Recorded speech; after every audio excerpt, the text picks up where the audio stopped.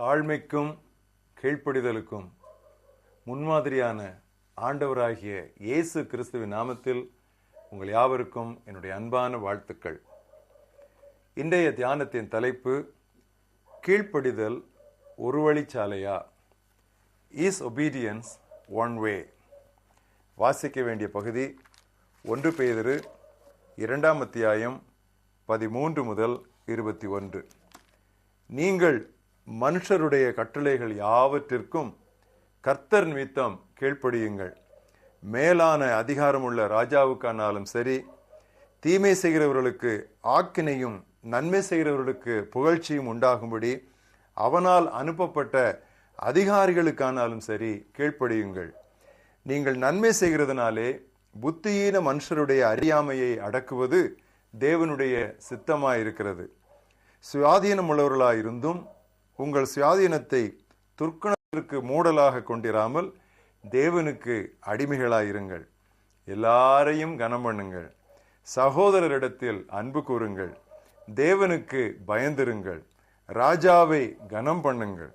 வேலைக்காரரே, அதிக பயத்துடனே உங்கள் எஜமான்களுக்கு கீழ்ப்படிந்திருங்கள்.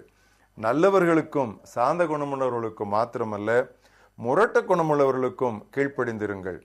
ஏனெனில் தேவன் மேல் பற்றுதலாயிருக்கிற மனசாட்சி நிமித்தம் ஒருவன் அநியாயமாய் பாடுபட்டு உபத்திரவங்களை பொறுமையாய் சகித்தால் அதுவே பிரீதியாயிருக்கும். நீங்கள் குற்றம் செய்து அடிக்கப்படும் போது பொறுமையோடு சகித்தால் அதனால் என்ன கீர்த்தி உண்டு? நீங்கள் நன்மை செய்து பாடுபடும் போது பொறுமையோடு சகித்தால் அதுவே தேவனுக்கு முன்பாக பிரீதியாயிருக்கும். இதற்காக நீங்கள் அழைக்கப்பட்டும் இருக்கிறீர்கள். ஏனெனில் கிறிஸ்துவும் உங்களுக்காக பாடுபட்டு நீங்கள் தம்முடைய அடிச்சுவடுகளை தொடர்ந்து வரும்படி உங்களுக்கு மாதிரியை பின்வைத்து போனார். இன்றைய மனப்பாட வசனம் பிலிப்பியர் 2 அத்தியாயம் 3 வசனம். ஒன்றையும் வீண் பெருமையோடு செய்யாமல் மனத்தாழ்மையோடு ஒருவரை ஒருவர் தங்களிலும் உயர்ந்தவர்களாய் கருதுங்கள். Let nothing be done through strife or vain glory, but in lowliness of mind let each esteem others better than himself. கீழ்ப்படிதல் என்றதும் அது எப்போதும் பெரியோருக்கு சிறியோரே கீழ்ப்படிய வேண்டும் என்ற ஒரு வழி சாலையாய் அமைந்து விடக்கூடாது.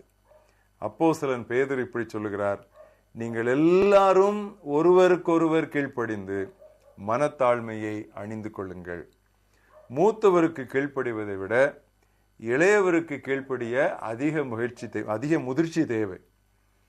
இளைஞரும் கீழ்வரிசை பணியாளரும் சில காரியங்களை அலசி பார்ப்பதிலும் தீர்மானிப்பதிலும் பல சமயங்களில் முதியோர் மற்றும் தலைவர்களை விட கூடுதல் விவேகமாயிருப்பார்கள். கருத்துக்களை மாற்றிக்கொள்வது வயோதிபரானவர்களுக்கோ பெரிய சங்கடம். ஆனால் இளைஞர்களுக்கும் வாலிபர்களுக்கும் திறந்த மனது, வளைந்து கொடுக்கும் திறன் நிறைய இருக்கும். ஃப்ளெக்சிபிலிட்டி, ஓப்பன்னஸ், கிரியேட்டிவிட்டி, இதெல்லாம் இளைஞர்களுக்கு சாதாரணமான காரியம். இதற்கு சபை சரித்திரத்திலும் உலக வரலாற்றிலும் போதுமான சான்றுகள் உண்டு. கடவுளுடைய புனித மலையில் ஏசாயா 11 அத்தியாயத்தில் வாசிக்கிறோம், ஒரு சிறு பையன் அவர்களை நடத்துவான், அவன்தான் அங்கே தலைவனாக இருப்பானோ. தனது போதகர்கள் மற்றும் தன்னுடைய முதியோர்களை விட தனக்கு கூடுதல் அறிவும் ஞானமும் அருளப்பட்டதாக தாவீது சங்கீதம் 119, 99, 100 வசனங்களிலே சாட்சியிடுகிறான். இறுதிக்கால அருள்மாரியில் கூட முதியோர்களுக்கு கிடைப்பது சொப்பனங்கள், இளைஞர்களுக்கு கிட்டுவதோ தரிசனங்கள் என்று நாம் பார்க்கிறோம். குடும்ப சூழலை எடுத்துக்கொள்வோமே.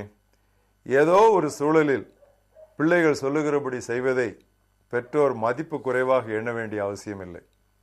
அப்படியே தங்கள் மனைவியர் சொல்லுவதை கேட்டுவிட்டால் கணவர் தங்கள் தலைமையையும் இழந்து விடுவதில்லை. சாராள் சொல்வதையெல்லாம் கேட்கும்படி ஒருமுறை கடவுள் ஆபிரகாமுக்கு சொல்லவில்லையா? ஆகாரை புறம்பே தள்ளு என்று ஆண்டவர் சாராளோடு சேர்ந்து அவரும் சொல்லவில்லையா? தங்கள் சபையில் ஒரு சாதா உறுப்பினரின் ஆலோசனையை பாராட்டிவிட்டால் தங்களுக்கு ஆபத்தை நேரிடுமோ என்று சொல்லி மேய்ப்பர்கள் நினைக்க வேண்டியதில்லை. பெரிய தலைவனாகிய மோசேக்கு சாதாரண ஆட்டிடையரான தன்னுடைய மாமனாரின் எளிய ஆலோசனை எவ்வளவு ஆசீர்வாதமாயிருந்தது. ஓர் அடிமை பெண்ணின் சிறிய ஆலோசனை தான் நாகமான் சுகமுடைய காரணமாயிருந்தது. பணிவும் கீழ்ப்படிதலுமான பாவனை இந்த உலகத்திற்கு பலமின்மை என்பது போல் தோன்றலாம்.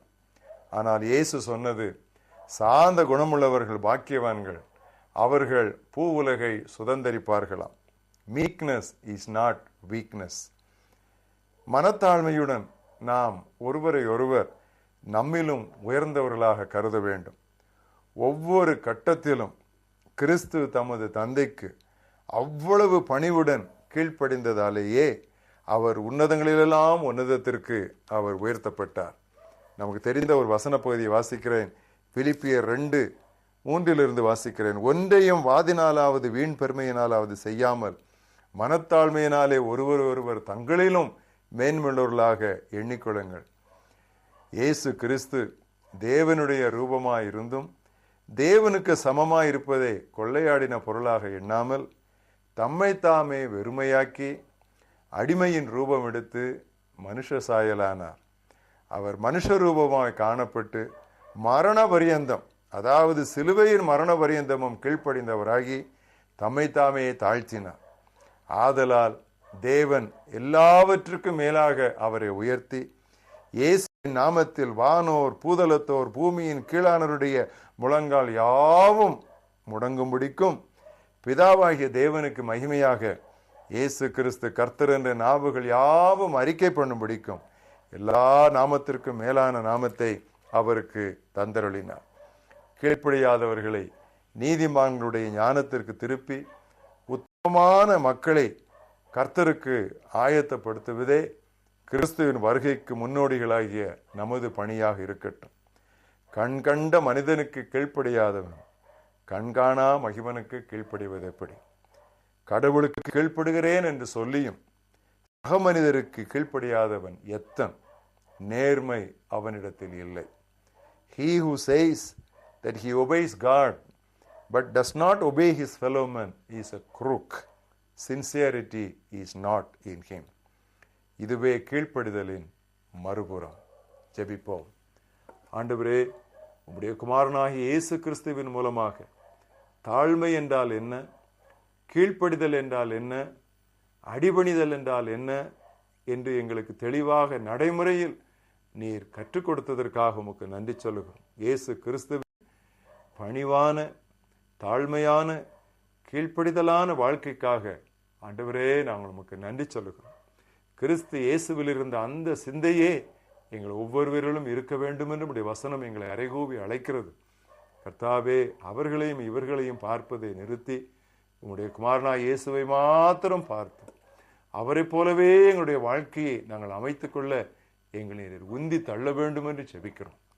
உம்முடைய குமாரனாய் இயேசு கிறிஸ்துவுக்காக மறுபடியும் நாங்கள் உம்மை துதிக்கிறோம். நாங்கள் கீழ்ப்படியாமல் முரட்டாட்டம் பண்ணுகிற பகுதிகள், சக உறவுகளிலே நாங்கள் முரட்டாட்டம் பண்ணுகிற பகுதிகள் ஏதாவது இருக்குமானால் கர்த்தாவே அதை எங்களுக்கு உணர்த்தி அந்த பாவத்தை எங்களுக்கு மன்னியும். தாழ்மையுள்ளவர்களாக, சாந்த குணமுள்ளவர்களாக நாங்கள் வாழ்நாள் முழுவதும் வாழ்ந்துவிட கர்த்தர் எங்களுக்கு உதவி செய்யும். இயேசு கிறிஸ்துவின் நாமத்தில் ஜெபம் கேளும் எங்கள் ஜீவனுள்ள பிதாவே, ஆமென்.